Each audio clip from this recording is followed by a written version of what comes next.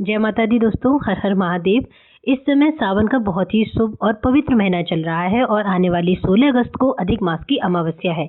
यानी इस दिन अधिक मास समाप्त हो रहा है और सावन का महीना फिर से शुरू हो रहा है, जो बहुत ही शुभ संयोग है। आज की वीडियो में मैं आपको अधिक मास की अमावस्या यानी 16 अगस्त को जो 2 लोटे जल और कनेर के फूल वाला उपाय करना है उसके बारे में संपूर्ण जानकारी दूंगी।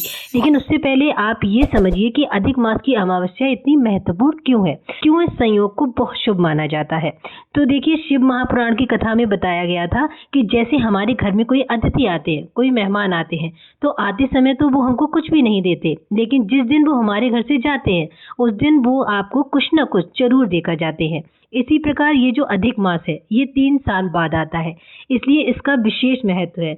इसलिए ये जाते समय आपको बहुत कुछ देकर ही जाएगा। आ गई बात समझ में? आप सुनिए कि उपाय कैसे करना है। उपाय के लिए आपको चाहिए केवल 2 लोटा जल और पीले कनेर के फूल। अगर आप बहुत सारे फूल इकट्ठे नहीं कर पा रहे हैं तो आप केवल एक पीले कनेर का फूल ले लीजिए। देखिए, अगर आपको बहुत सारे कनेर के फूल मिल सकते हैं तो ज्यादा से ज्यादा कनेर के फूल इकट्ठा कर लेना, और अगर ज्यादा कनेर नहीं मिल पा रहे हैं तो परेशान होने की जरूरत नहीं है, आप केवल एक ही कनेर का फूल ले लेना। इसीलिए मैंने ये वीडियो 7 दिन पहले अपलोड किया है, जिससे आपको पहले से तैयारी करने में कोई परेशानी ना हो। आप 2 या 3 दिन पहले भी कनेर के फूल लाकर अपने घर पर। दूसरी बात, आपको लेने हैं 2 लोटे, पीतल, तांबे, चांदी, किसी का भी लोटा आप ले सकते हैं। मान लीजिए आपके पास 1 लोटा तांबे का है और 1 लोटा पीतल का है, तो इसमें टेंशन लेने वाली कोई बात नहीं है, क्योंकि ऐसा कोई जरूरी नहीं है कि दोनों लोटे सेम ही हो। अगर आपके पास अलग अलग धातु के लोटे हैं तो आप उन दोनों को ले सकते हैं।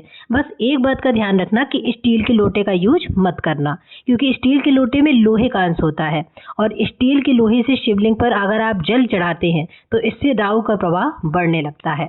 ठीक है, आ गई ना बात समझ में? अगर आपके पास 1 लोटा साइज में बड़ा है और 1 लोटा छोटा है तो भी कोई दिक्कत नहीं है, तो भी कोई परेशानी नहीं है। आप उन दोनों से भी ये उपाय कर सकते हैं। अब करना क्या है, अब आपको कनेर के फूल और 2 लोटा जल लेकर जाना है शिव मंदिर।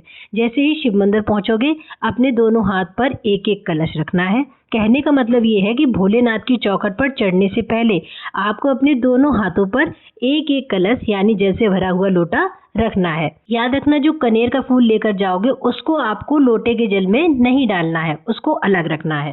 फिर आपको शिवलिंग के पास जाना है, उत्तर दिशा की ओर मुख करके बैठना है और दोनों हाथों से दोनों लोटों का जल एक साथ शिवलिंग पर चढ़ाना है। शिवलिंग पर जल चढ़ाते समय आपको श्री शिवाय नमस्तुभ्यम का जाप भी करना है। जब आप पूरा जल अर्पित कर लो, उसके बाद आप जो कनेर के फूल लेकर गए हो उन फूलों से शिवलिंग का श्रृंगार करना। वैसे तो केवल एक कनेर का फूल चढ़ाने से ही भाग्य रेखा बदल जाएगी, लेकिन अगर ज्यादा कनेर के फूल हैं आपके पास तो शिवलिंग को बहुत अच्छी तरह से सजाइए, उनका श्रृंगार करिए। इसके बाद आपको शिव जी को अपनी मनोकामना बतानी है और उसे पूरा करने के लिए प्रार्थना करनी है। बस इसके बाद फिर आप घर चले आना। देखिए, शिव महापुराण में बताया गया है कि जो भी व्यक्ति अधिक मास की अमावस्या पर इस उपाय को करता है उसकी भाग्य रेखा बदल जाती है। जो दुर्भाग्य की रेखा है वो सौभाग्य की रेखा में बदल जाती है। तो ये उपाय 16 अगस्त को जरूर करना, ये आपको बहुत कुछ देकर जाएगा, क्योंकि ये अब आपके पास आखिरी मौका है। आज की वीडियो में इतना ही। अगर आपको वीडियो में दी गई जानकारी अच्छी लगी हो तो फिर चैनल को सब्सक्राइब करना और वीडियो को लाइक करना बिल्कुल मत भूलिएगा। हर हर महादेव।